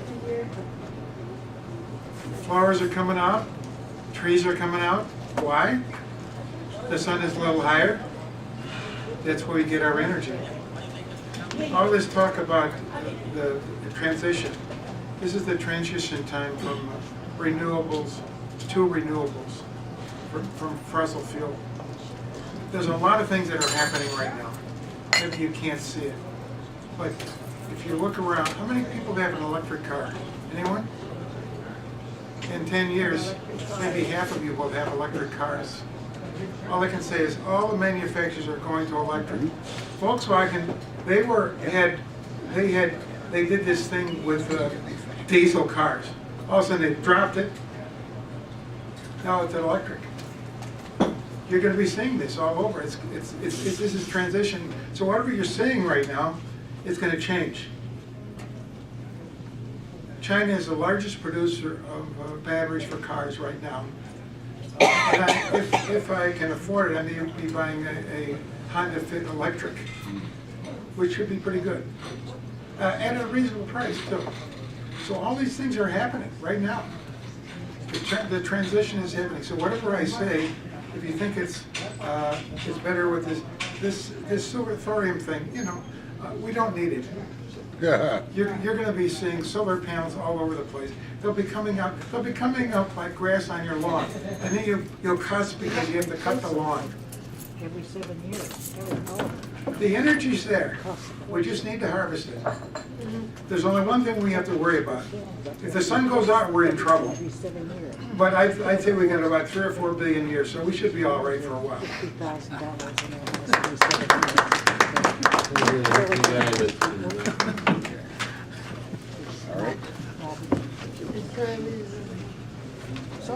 All right, who's next?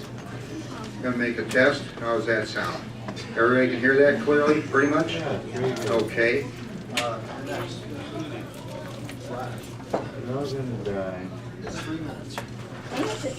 My name is Raj Patel. I'm not playing it right now. I'm for all kind of energy production because we do not know what's going to happen in the future. But nuclear energy so far has served us well. I wish we can have all renewable, but since we are not going to have in a foreseeable future, so nuclear is there and is helping us greatly. We need to continue research in that and make it better. There are lots of fears suggested, hasn't materialized to the extent of the industry. We have all kind of accident everywhere, and every kind of products of energy, anything you do, it's a problem. Highways, we kill people, and still we use it. Life is like that. If you want to help really, America uses per person, we use per person 10 times as much energy as an average person in the whole world. Now if you want to help, cut down all your use of energy.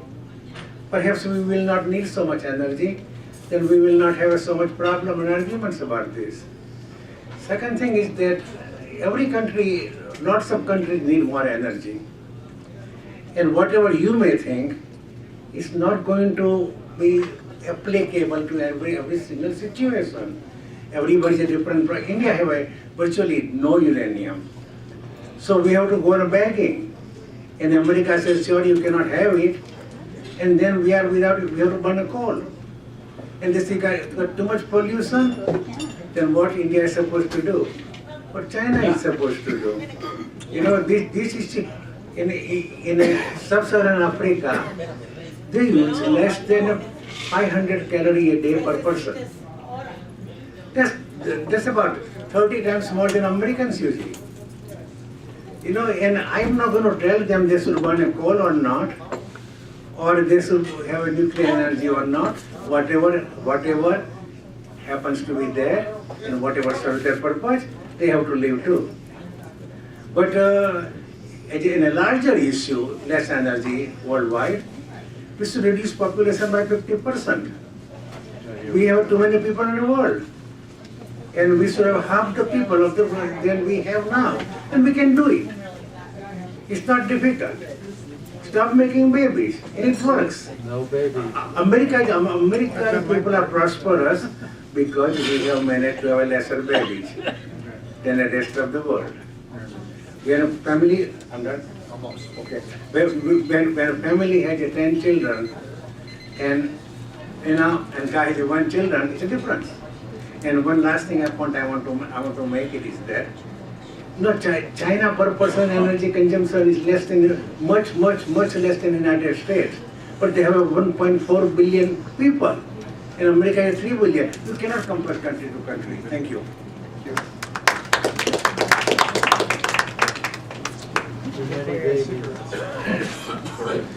All right. Last Monday was tax day, so let me remind you that yes, taxation is indeed theft.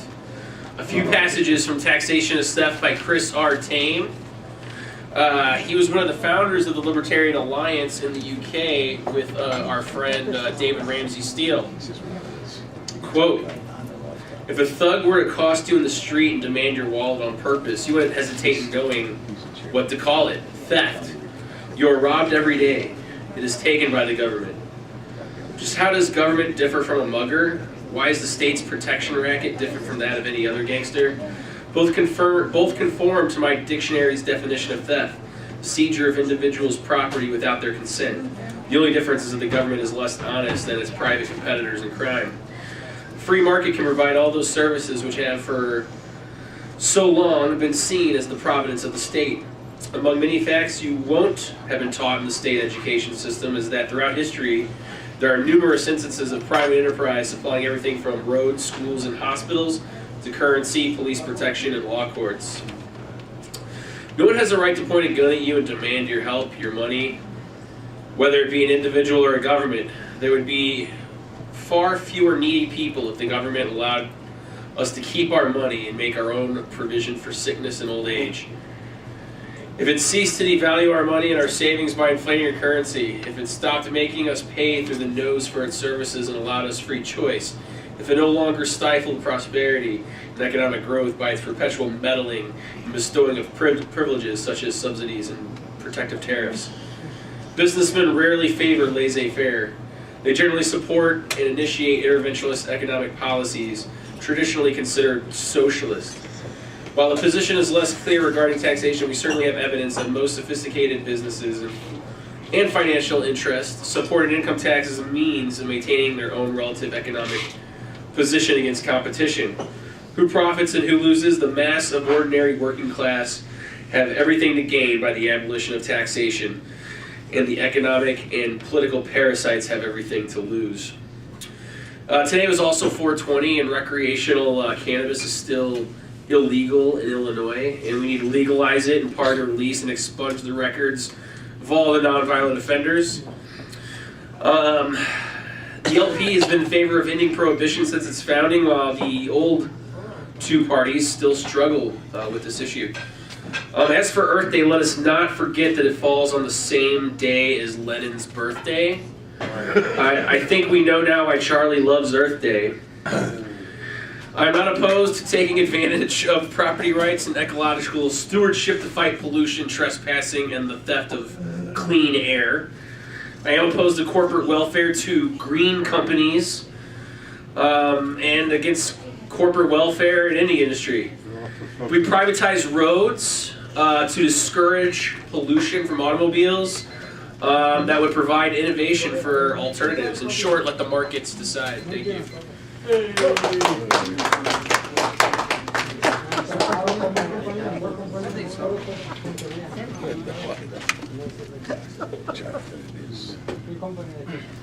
Oh.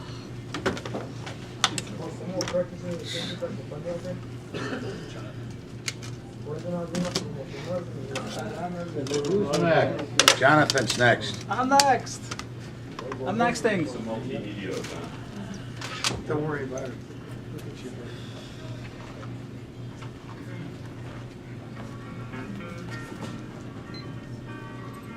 This land is your land, and this land is my land.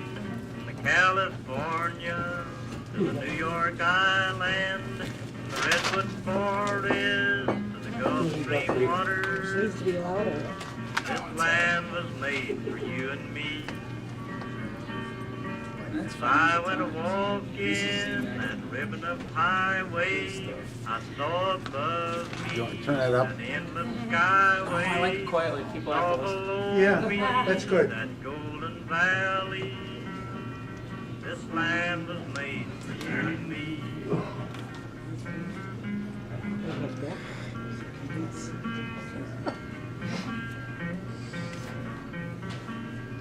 I roamed and rambled and I followed my footsteps to the sparkling sands of her diamond desert. All around me a voice was sounding. This land was made for you and me.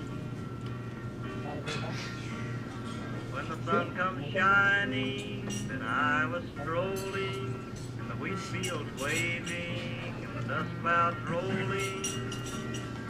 The voice was chanting and the fog was lifting. This land was made for you and me. This land is your land, and this land is my land. From California to New York Island, from redwood forests to Gulf Stream waters. This land was made for you and me.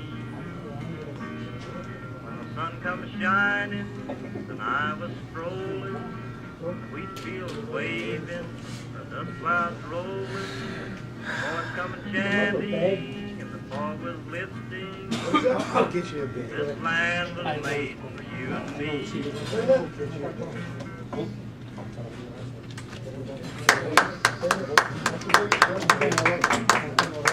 Thank you for silence.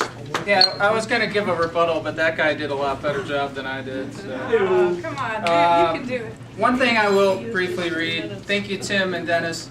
An interview in Financial Times with Greta Thunberg, Swedish teenager, climate disaster activist. Because Tim, you said we drive cars all the time and that's dangerous. So there's something pertinent to that statement here.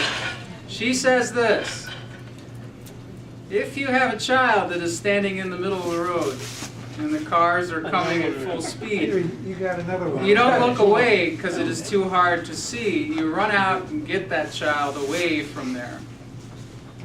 And that's pretty much how I feel about dirty energy. We're at the 11th hour, 59th minute. We have to do what is clean, safe, economical, and most importantly, what is in balance with the biosphere. Thank you, Tim and Dennis.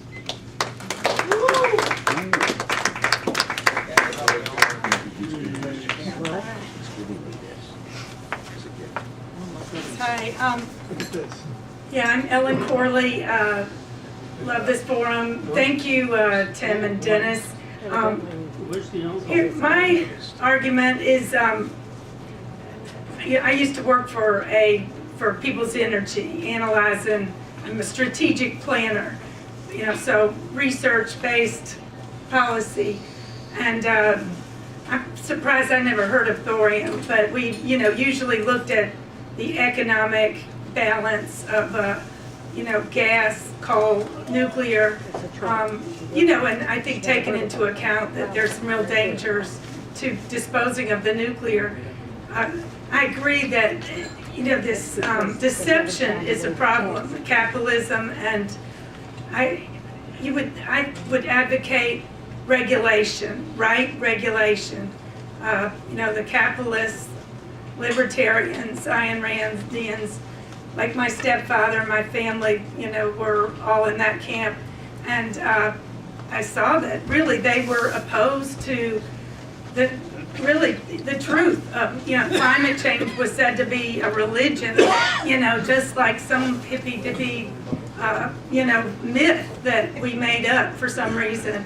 And, so I really think I would advocate somehow I don't think this group is going to ever be educated enough to come up with right policy. It's really a matter of supply. They run things on supply side without considering the demand side, or they maybe consider, the price of things. But, you know, that's why we needed regulation. You need, you know, like you said, if you don't let a child go out in the street, you know, poison the waters. So that's why we need to look at it from a child's perspective. I think, you know, we just gotta leave things not poisoned. Thank you. Makes a good point. Thank you, Ellen.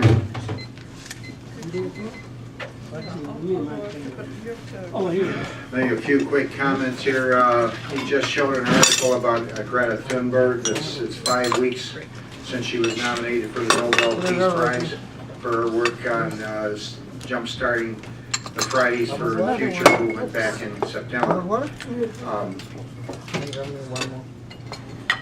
The time scale I agree with Tim on there's clean energy out there with some reactors that are still running with very little problems. If we use those clean ones for a year or two to subsidize or produce energy to make massive amounts of electricity for solar, wind farms and everything else, we can make a bridge to the future without wasting any research or any money on new generation nukes. Nuclear power, incidentally, exists only in a government welfare state. Nuclear power plants are not financed with private money and private risk for private investors anywhere on the planet. And also promoting nuclear, promoting any kind of nuclear, not the ones we have, they're already running, but any new generation. The article I just wrote that said we might get a generation of thorium plants online within the next 2 decades after all the bugs are ironed out. They're still in the research stage. Well, that'll be about a decade after the window closes in 2030 to do anything to prevent a climate disaster later in this century. We hear all the time, oh, that'll never happen, that'll never happen. I want to show you something.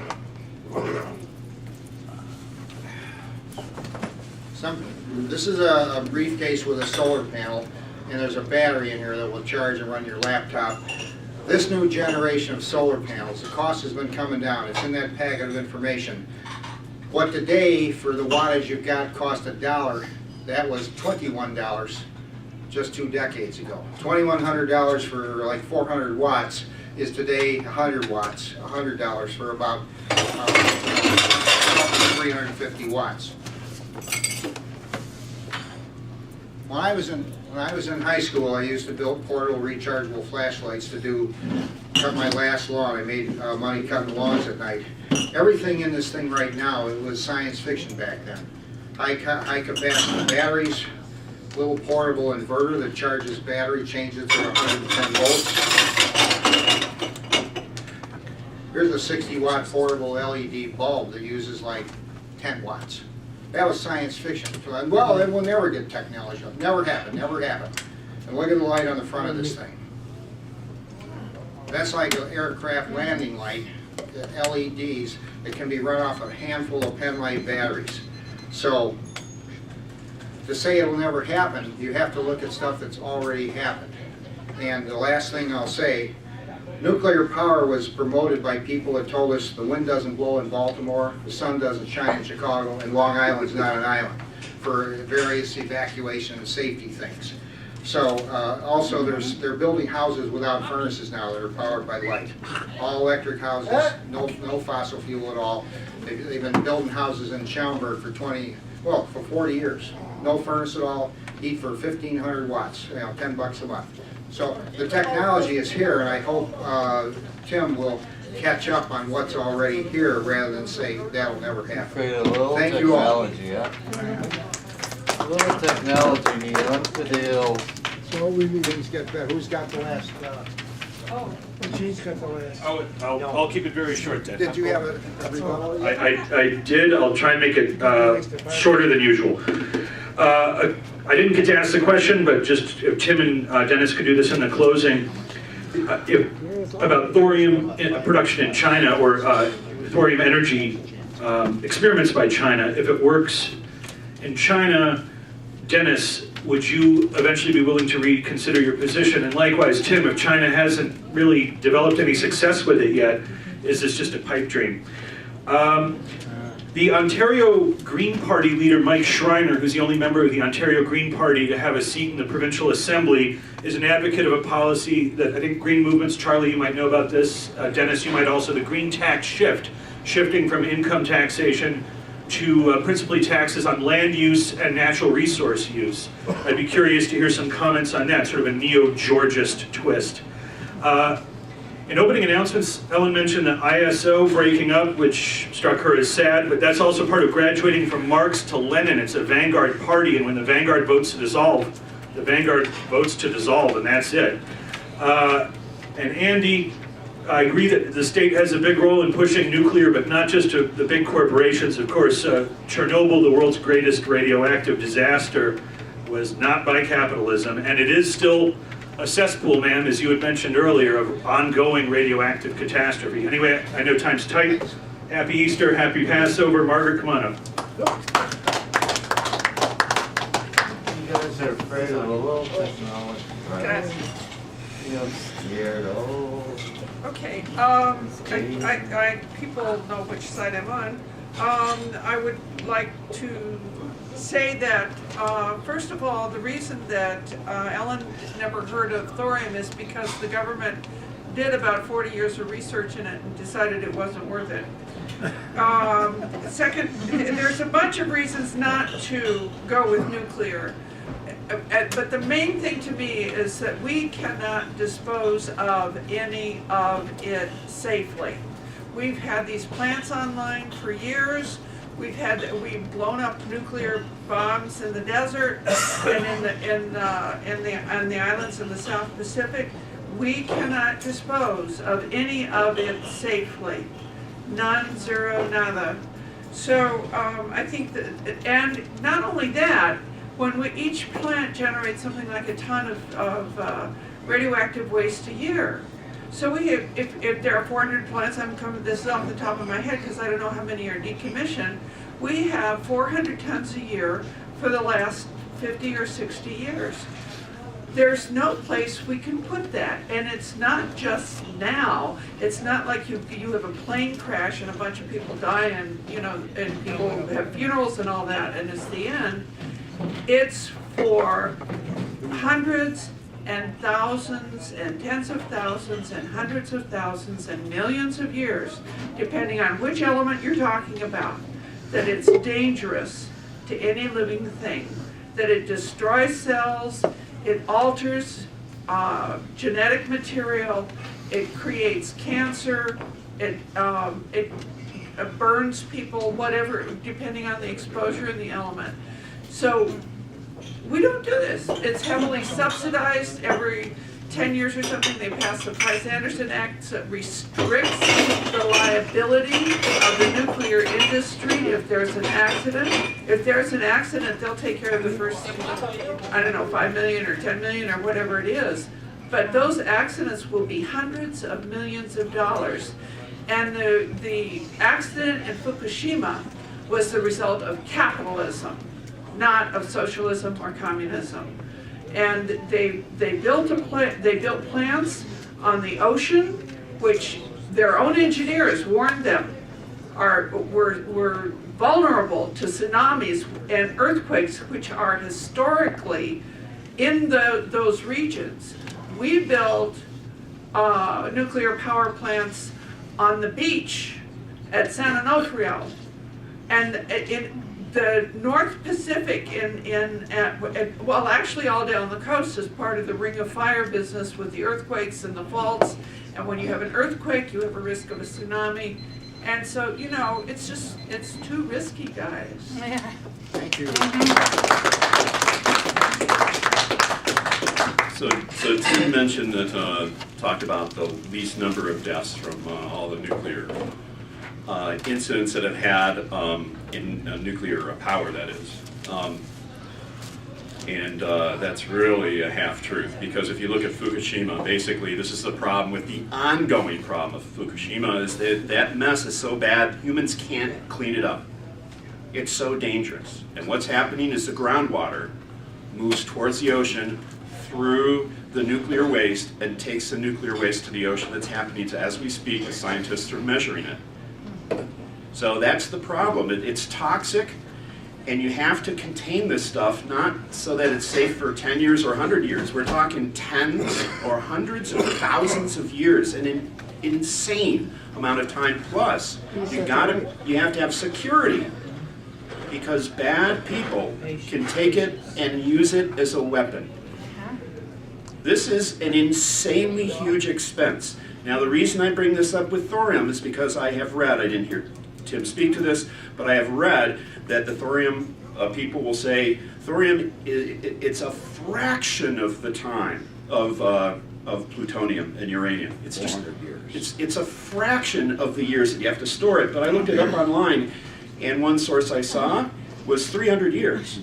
So 300 years is a fraction of 100,000 years, but the problem is 300 years is still an insane amount of time to store it. Imagine going up to somebody 300 years ago, 1720, and saying, look, we want you to make plans to store something for 300 years. Imagine their brains spinning around going, how do we calculate this? Got to have it safe, got to put security on it for 300 years, and that's why nobody does it now. Nobody's doing the numbers. Okay, and so when people say it's a fraction, it reminds me of the ads you see on TV. They never tell you, come to our store, these are the prices. They say, come to our store, 50% off. 50%, they talk in fractions, but they don't talk about the real cost. All right, let's thank both our speakers, Tim and Dennis, for the work put in on this. I'll be very brief on this regarding this thing here that taxation is theft. You've heard that over and over again. You've got public services are rendered, are provided by the government, and it's a bill that's due. It's no longer than accusing the young lady here, the waitress, you have to pay your bill to her to say, well, that she's committing an act of theft. That's ridiculous, and it's not legitimate political science. Those services were elected, decided upon by legislative bodies, and affected by an executive officer, the government that we chose through an election. It is not theft. Theft is in capitalism, is like in a 7-Eleven or a bank, where a guy, let me tell you a story, he said, he goes in there, the guy says, the bank robber, the robber says, just do whatever I tell you to do, and there won't be any trouble. Well, I remember taking a job a few years ago, and I met my new boss, and he said, Chuck, just do whatever I tell you to do, and there won't be any trouble. So let's talk about theft. Now the other thing is, this thing about reactors it's high pressure steam, and being a railroad boy, a guy can tell you this much, if you think you can make high pressure steam safe, what do you got, a miracle? What, you don't obey the laws of science? No. It's inherently dangerous. And there's a joke. I was watching his video, and I'm going to tell you this right now. It's a joke among at least the technological community, when we see these videos, that everybody responds, especially at social media now, they laugh because they say, all of these work perfectly in the cartoon. You saw he had a nuclear reactor that failed, and everything worked perfectly, right? It shut down, and everybody was happy at the end. Well, guess what? In the real world, that's not the way it works, you know. But anyhow, thanks a lot. Let's get you guys up here for a final rebuttal. Dennis, you give your final remarks. Let Dennis go first. No, you had your chance, Andy. This is an announcement for the college, Charlie. We have to get out of here by 8:45. So as soon as these two guys wrap up, start getting your stuff together. If you want to chat and exchange information with everybody, go out into the main area. But these guys are chomping at the bit. You probably hear the noise level going up, paying attention. It's going to get ugly here at 8:45 if we're not moving to the back, okay? They don't run the college, these guys. All right, Dennis, go ahead and give your concluding remarks.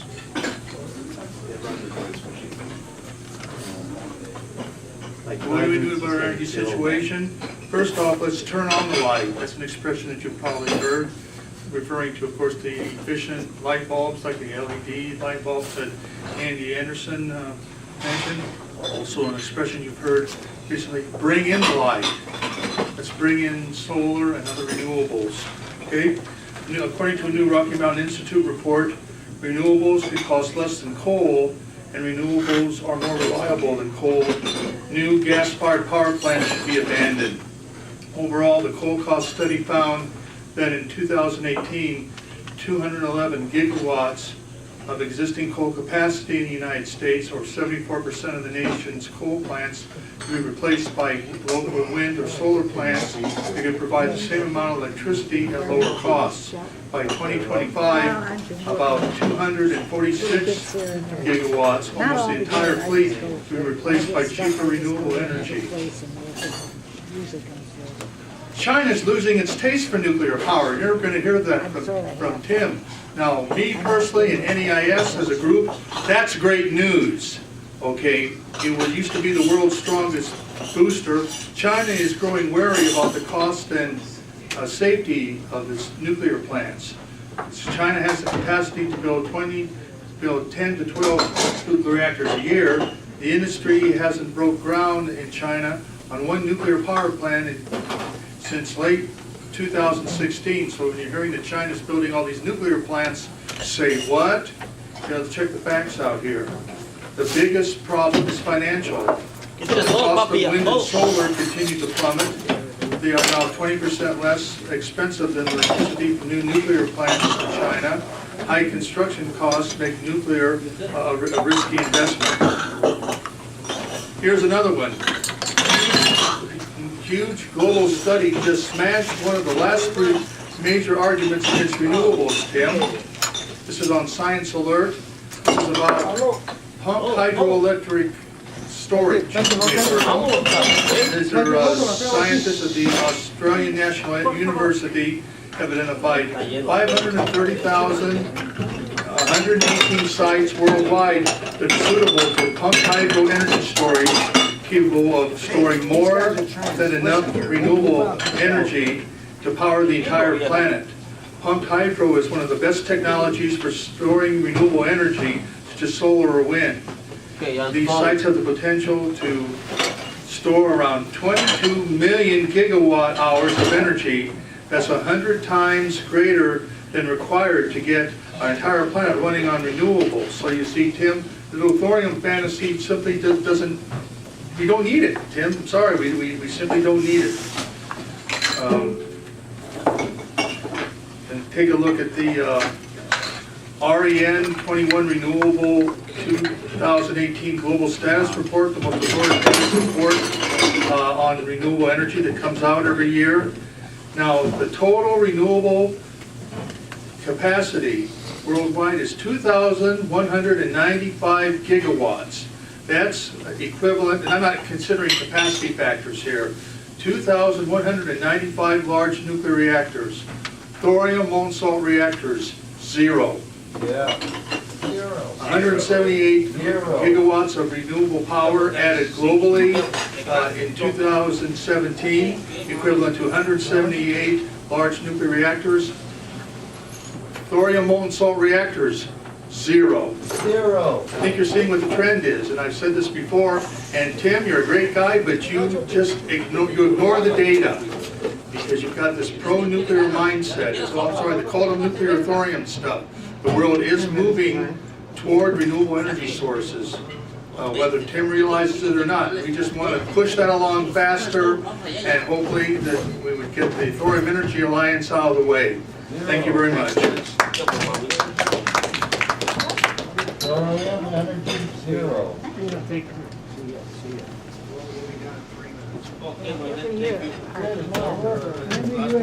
I'm going to be very brief in my remarks. I think some of the best things that I've ever seen about the promotion of molten salt thorium reactors will happen. Let me just play this little bit from the Thorium Energy Alliance.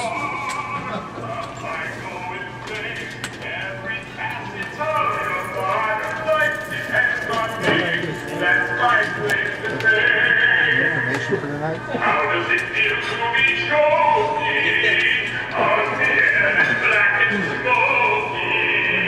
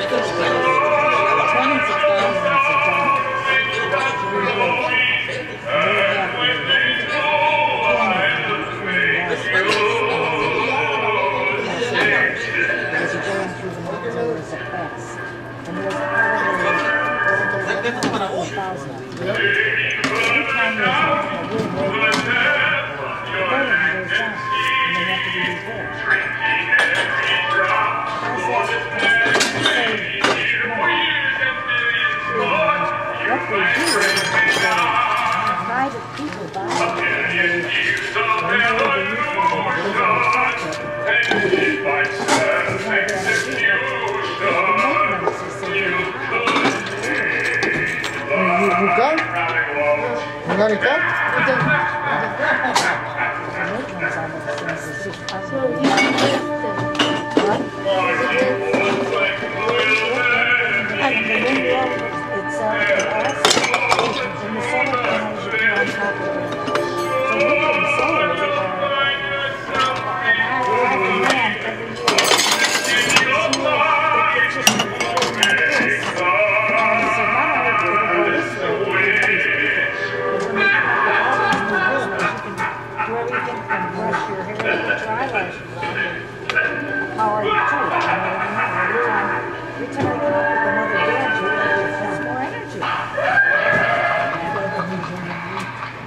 Everyone's trying to basically sing about why we need thorium. I know it may have not been quite the thing you wanted to see, but you can review that video and a lot of other things at the Thorium Energy Alliance website.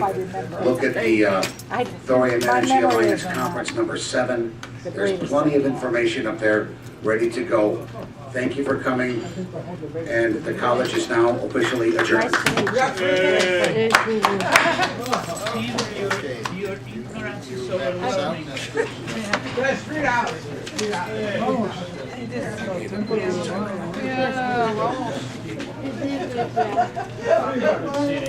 have you been here many times before? I don't recognize you. Not a lot. I've been coming here probably 20 years. Oh, okay. But just, I'm Tim's mom. Oh, okay. Okay. I see. Yeah, just when Tim talks, right? That's nice. Yeah, yeah.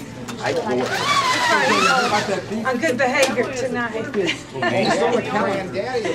You're always on good behavior. Not happy with my performance. I kept choking on a lot of different stuff. Well, yeah. My facts weren't coming Can I through. change my religion? I should have been a lot more sharp. Yeah, that's Betsy DeVos, I know all about it. Oh, you don't have to say nothing, on the t-shirt says it all. All you gotta do is wear the shirt. Yeah, you were pretty soft. You didn't seem to have your usual. But Gene's a great speaker, I wanna tell you one thing, he's a great speaker. He don't know nothing about nothing, and I'll say nothing, but he's a great No, I know something about something. I work a lot more.